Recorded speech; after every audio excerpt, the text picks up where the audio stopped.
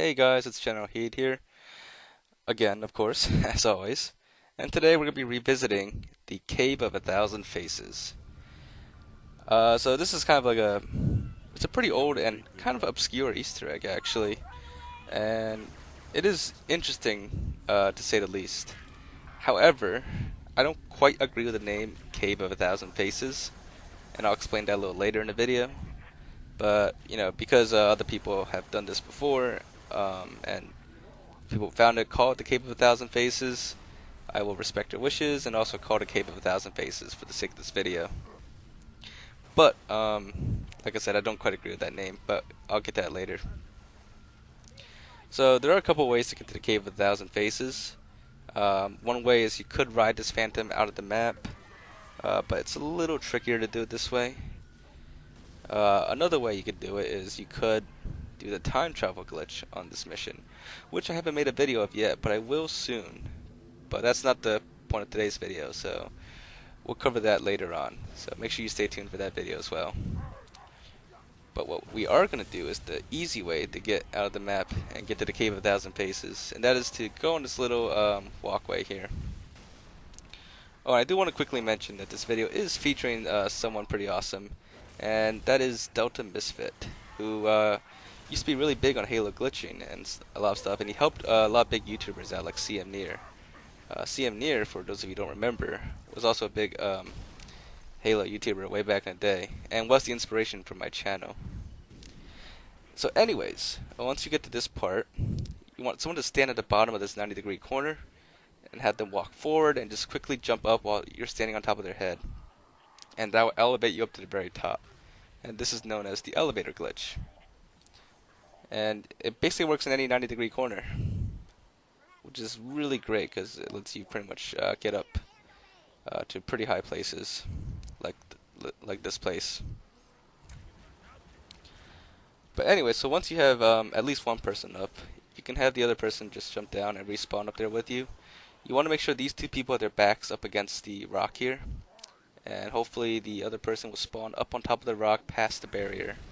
At which point all they need to do is just walk up the cliff and right on top of this building. And once they're up here, everybody else can kill themselves and respawn up here with the other player.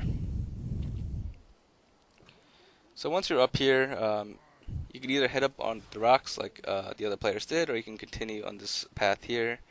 It doesn't really matter. Ultimately, you just want to make it on top of the mountain, and just basically head in this direction that we're going. It will be right here. It's not too long of a walk, just right outside the map on top of this mountain. This giant hole in the ground. This cave, basically.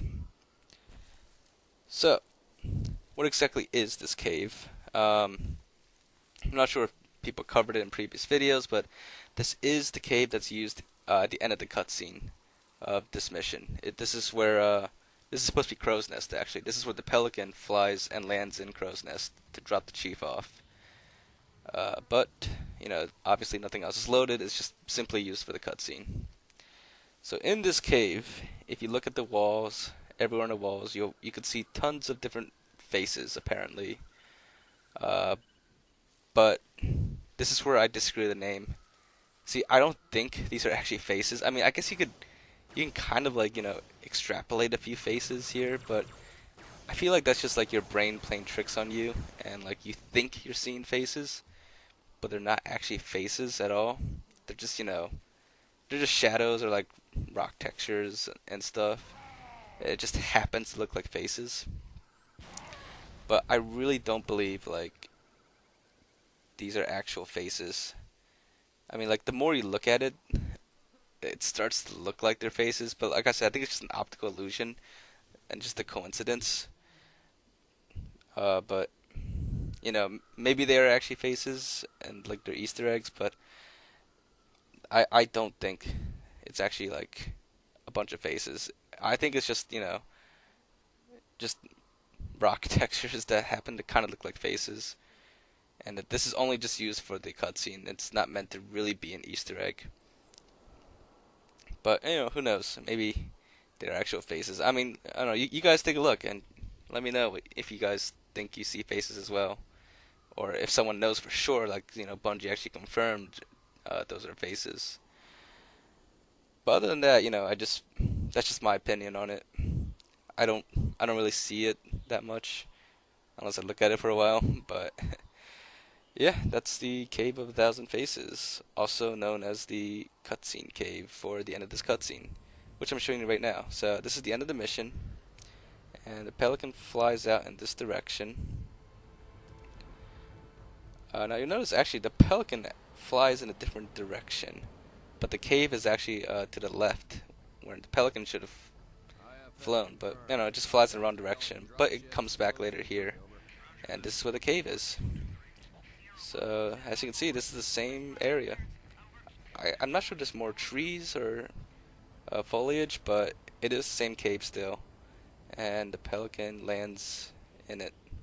And that basically leads us right to the Mission Crow's Nest. So yeah, I hope you guys did find this interesting, and if you did, make sure to leave a like and leave your thoughts in the comments, especially about those faces. I'm curious to know what you guys think.